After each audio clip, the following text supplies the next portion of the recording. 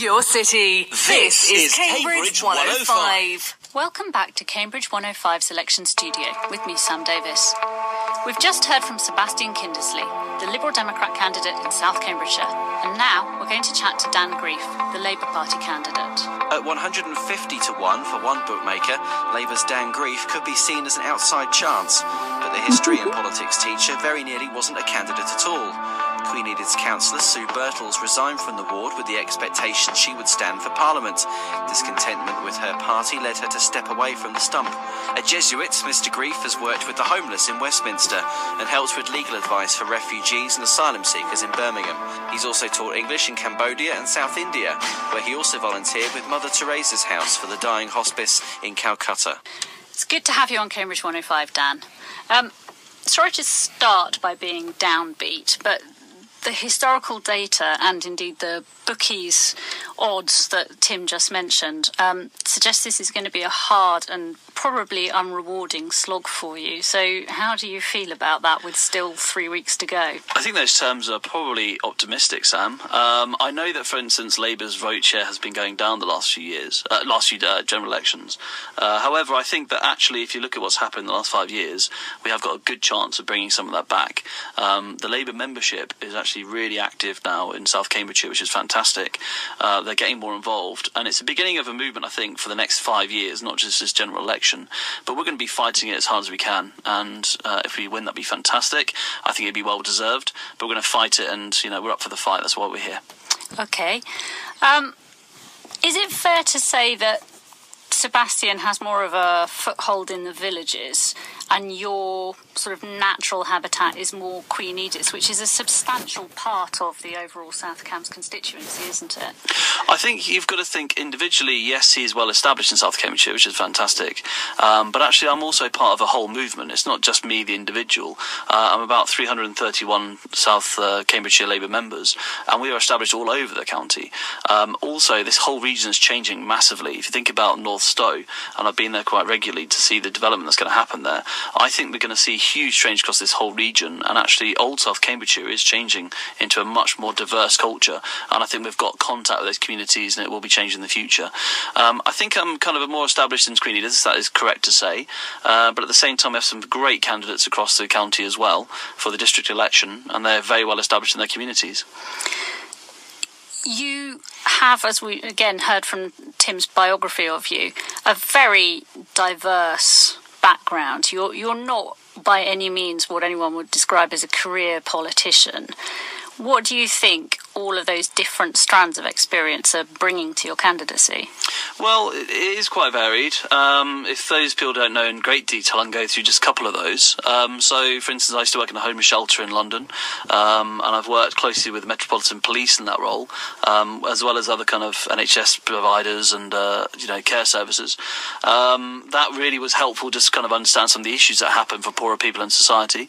I also have worked in a refugee camp in Palestine, as well as more recently I'm now a teacher, so I've taught English abroad. I've also taught history in this country, and I think really the benefit that brings is that I'm actually kind of connected really to what's going on in society. So through parents' evenings, through kind of my other jobs and things I've done, you get to see what's really happening, and I think that's really beneficial.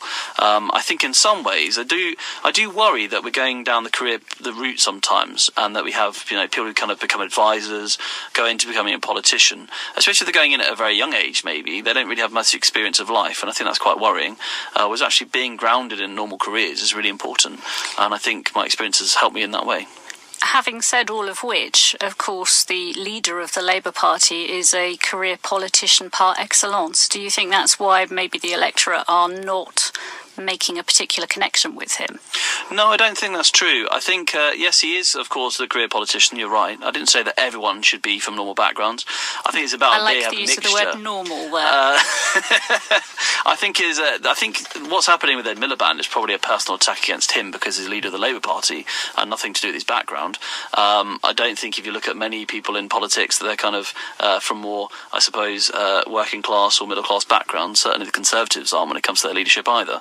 And certainly David Cameron is somebody who's a career politician as well. He had a few years out working in media, but apart from that, he's always been in politics. So I don't think that's true.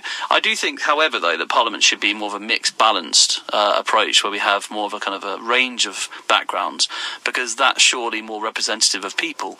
And I think, having more people from different types of backgrounds makes debate in Parliament more healthy, and I think decisions much more, I suppose, fruitful for the nation. So on that basis, do you think we're probably approaching the end of the era of pure tribal politics? I mean, the likelihood is we're going into a fairly fragmented next government with all sorts of potential coalitions and informal alliances.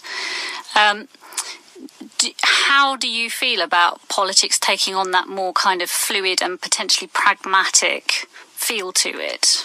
Well, the pluralism we're seeing now, I think personally is a result of several factors, one of which is probably the financial crash of 2008. I think what's happened is times have got hard.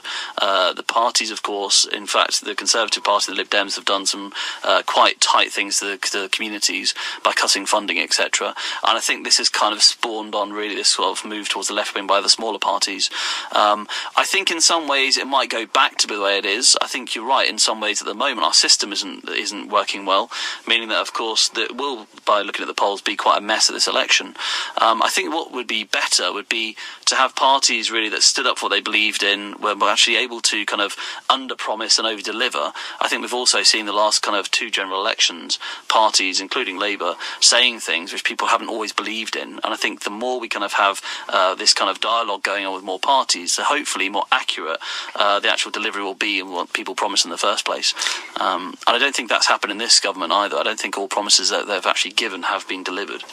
Are you a bit worried that the major leg of the Labour Party strategy going into this election was presumably to be based around failing economy and a continuation of austerity, and in fact now the data is indicating the economy is picking up faster than expected? Have you kind of lost that plank of your platform? No, I don't think there's ever really a plank of what we're going for anywhere. I think it was actually about what was happening for normal people in their lives.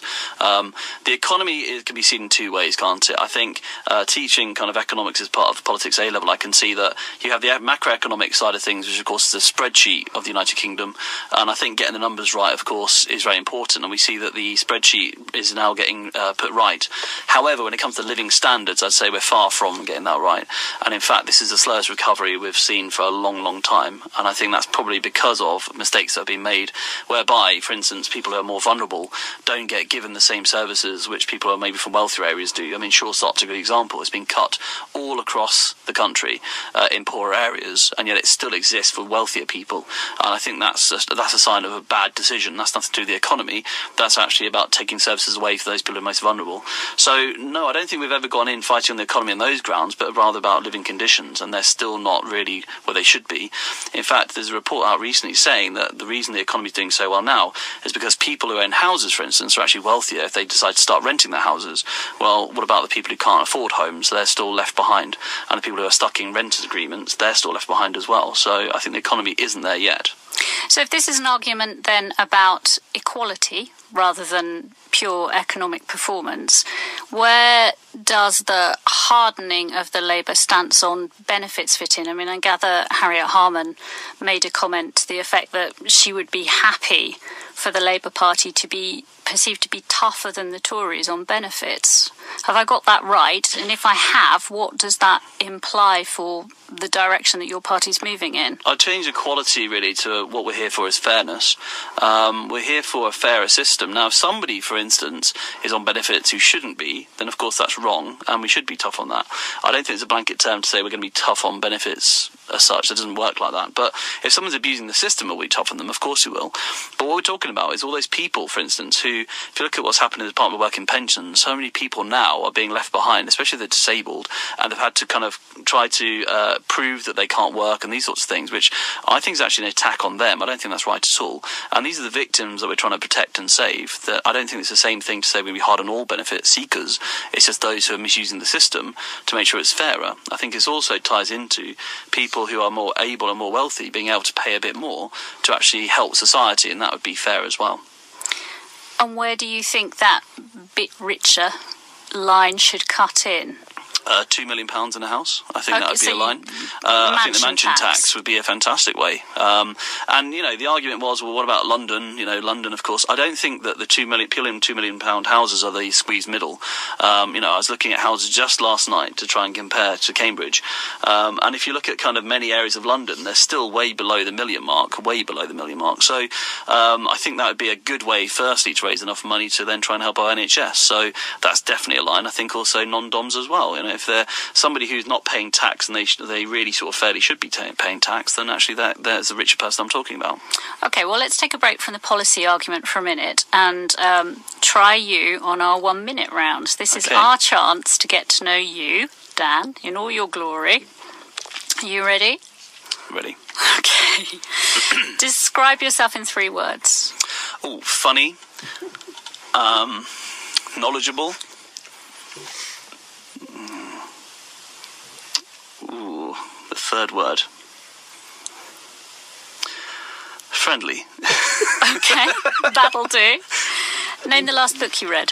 I can actually, I'm very happy to. It's a book by Alan Johnson.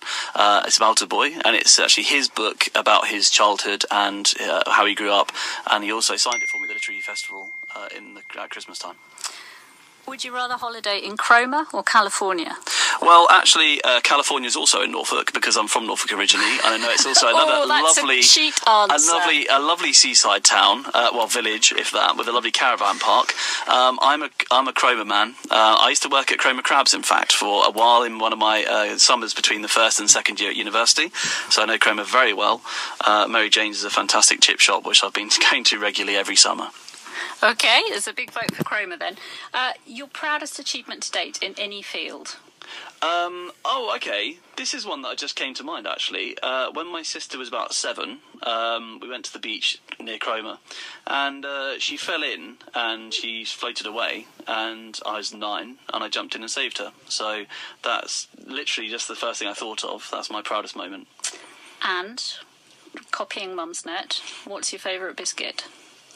Yeah, okay, I don't really have a sweet tooth, so it'd probably be a water biscuit or something which is kind of like... Very austere. Yeah, it's just, not if you put Stilton on it, then it suddenly becomes a bit more decadent. But I think, so something like that, maybe a Jacob's cracker or something, definitely wouldn't go for a sweet biscuit, unless I suppose it's a Jaffa Cake a biscuit. Well, we're going to have these discussions all serious long, aren't we? I mean, I'd have one of those maybe at a push for a sweet thing, but I'd definitely be a sort of savoury biscuit man. All right, back to the policy. We've talked a little bit about the nature of coalition politics. Now, one of the themes that keeps coming up is the prospect of a minority Labour government being dependent on the SNP, and what that might mean for Trident.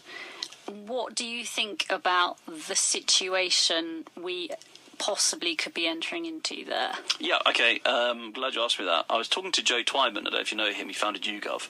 I was talking to him about 2 hours ago, he's a friend of mine, and he was saying that there are still, at this point, he does the polling nationally for the whole of the general election, and he still said at this point there's too many known unknowns, so, there's too many different factors which could play in this general election, so I don't really want to comment too much on the poll itself, because I don't know what the result will be.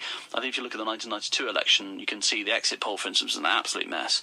And if you look at, for instance, last general election, the Lib Dems under Clegg Mania were going to do much better than they actually did. So when it comes to the polls, I'm not too sure. However, I think about the Trident issue. I really believe that Ed Miliband is a strong leader. He's stood up and been a strong leader when it comes to Syria and his views on that. He stood up, of course, to Murdoch and to the papers and to the scandal that happened there a few years ago. He is somebody who's going to, I think, if you vote for him as a Prime Minister, he will actually deliver what he says. And whatever deals are sought between whichever party of any colour in the next general election, Labour is always going to be true to what it believes in. I think it's actually really wrong when you have a small party like the Lib Dems last time, who have such a, I suppose, sway on the actual policy making, when in fact they came 3rd in the last general election, and the SNP is just like that. I think it's really wrong. So Labour will stay true to its values. Okay, if you pursue that, I mean, having spoken to Sebastian and his take on the tuition fees debacle, I'm pretty clear from what he was saying that was a hard thing for the Lib Dems to swallow, but they did it because of the nature of coalition government. Yeah, and they would say that, of course. Well, and you're sitting there telling me that Ed Miliband would have the backbone and the courage to resist. Hang on, the Lib Dems went in as a small party in that coalition, didn't they? And I think you can easily see that Conservatives have come out on top of that coalition because the Lib Dems have been thrashed now since the election. If you look at this situation, I mean, Ed Miliband is actually leading in the polls at the moment. He'd be the major party. So I think it's wrong to have a small party manipulating the policy of the larger party. But if Labour gets wiped out in Scotland, as is looking really quite likely, then is he really going to be in a position to hold the line? Well, as I said to you, I don't believe the polls, because how do you know that? I think we have to go to the electorate and ask them what they decide. But I know that Ed Miliband will hold his own. I think one thing that's a bit worrying is that, of course, because we've had this 5-year term imposed from the coalition, I think that's almost a strange situation to be in. If you look at 74, the election there, of course, there were 2 general elections, one in February, one in October. And when that happened, I think it was actually a healthy way of running democracy, where you went back to the people to decide, rather than kind of trying to piece something together. And maybe the question should be asked, is our system at fault here for the first past the post? And as I've been a strong believer in first past the post up to now, and I wonder in some ways if it's still working, if this is what we're going to have to be faced with every general election. Okay. Looking at the NHS for a minute now, Addenbrooke's is the major regional hospital and a major employer in the city and beyond. I've heard Keith McNeill, who's the CEO of the Cambridge University's Hospital Trust, say some really pessimistic things about NHS funding and the demands that are going to be placed on the health service over the next 20 years. And I don't think I'm misquoting him if I say that his view is that no politicians are really facing up to the reality of an older population with multiple ongoing health concerns. Now, the NHS has always been a big play for the Labour Party. Do you think there's a level of disingenuous presentation of what extra funding can achieve for the NHS? When you say play, what do you mean, sorry? It's always been a big strand of your... well, we founded it, yeah. Yeah, exactly. I mean, okay, so when the NHS was founded, I think we have to go to those principles. When the NHS was founded by Nye Bevan, the whole idea, of course, was free care at the point of access. So we pay for it through our taxes, through national insurance. It's not something which is free, really, because it's through taxation, but it's a fair system, and I still agree with that. The main reason I'm standing, actually, Sam, is because the last 5 years, well, in fact, from 2012, the Health and Social Care Act, we've seen such a huge change in the NHS, to the point where, of course, now there's nobody actually responsible, no one person responsible for the nation's health. I don't know if you know this, but Lansley actually took that job away from himself by bringing in the Health and Social Care Act. That means the NHS is not there now to provide services, but to arrange access, which means the change in terminology means that private companies can come in to do so. And private companies doing so, I would argue, is because they want to do it for their profit rather than the actual wealth of the nation's health. So I think that really that's the solution that we're being given at the moment, because the NHS is going through a hard time. I say it through underfunding and also this approach to sort of privatisation through the back door. I think what we need to do to really save the NHS is to actually get rid of the Health and Social Care Act, say that, okay, the NHS is something which is actually really important to us. This is what the NHS is, and make a statement on that. All parties sign up to it, and then all parties pledge to protect it with the funding that it needs. But with the increasing demands on it of an ageing population, complex multiple needs, and increased public expectation. I mean, the NHS that Nye Bevan created was based on a system to serve a population which generally dropped dead in their late 60s and which generally had one condition which finished them off. We're in a completely different world here. Is it possible to carry on funding an NHS in the modern world? The NHS is not a burden on the nation. It's the other way around. The reason we're living longer is because of the NHS is being so good, and it's made, obviously, public health is much better than it was, as well as the public's health is much better from the NHS. The NHS is still going to be there, and I think if we try to sort of downgrade it in some way and think, well, maybe people can die earlier, that would take take pressure off, well, that's appalling. That can never happen. The NHS is something that must be protected. By having a healthy workforce, for instance, we have more productivity, we have more profit for the country, and the country is richer and wealthier. So, of course, I think the NHS is really essential, and I think what's happening at the moment is probably things are being sort of painted in a doom and gloom kind of a way. I mean, for instance, the NE crisis this winter, what happened there, of course, is that social services have been cut so brutally that many people are now turning up in A&E when they don't have to. They're not really injured, they haven't had any accidents or anything, but rather, of course, they need care of some description, and actually that's a real problem. So things like social services have to be put in place, and the NHS, and if they're run properly for the good of people's health, then you actually find that in the long run it's way more beneficial for our country. All right, well, thank you for that. To round off, we've asked all our interviewees to select a song. So, Dan, what have you chosen? It's a song which I had at my wedding, the reception of my wedding last year, and it's Cosmonaut, and it's by Emmylou Harris, and it's one of my favourite songs, and it's particularly sort of, I suppose, important this time of year because I'm thinking about that time last summer when I got married, and the weather's now nice, and it kind of reminds me of that time, so that's my song. All right, well, I hope it cheers you on your way for the next few weeks. Thank you very much for coming into Cambridge 105 today, and good luck with the rest of your campaign. And that's it for today's election studio. Full listings of all the candidates standing in both the South Cambridgeshire and Cambridge City constituencies are available on the Cambridge 105 website. Thank you for listening, and I hope you'll join me again next week when my guest will be Rupert Reid, the Green Party candidate for Cambridge City, and Heidi Allen, the Conservative Party candidate in South Cambridgeshire. Goodbye.